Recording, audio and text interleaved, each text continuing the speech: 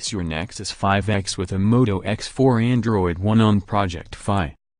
Google's returns options for Nexus 5X owners on Project Fi came under fire last month.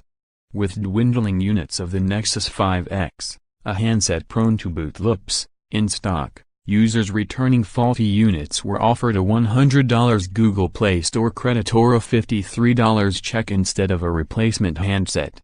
Naturally, this led to some disappointments, but according to Android police, the situation has now changed in favor of the consumer. A faulty Nexus 5X owner was recently offered a Moto X4 Android One as a replacement device, something with a retail value of around $399.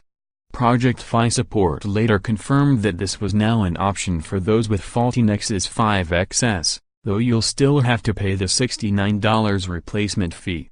Given that users have been shelling out several $100s for the Nexus 5X, plus $5 per month for the device protection plan that covers the handset, the replacement Moto X4 Android One seems like a much fairer deal. If you want to find out more about the handset offers, you can read our full Moto X4 Android One review at the link. Your source for all things Android.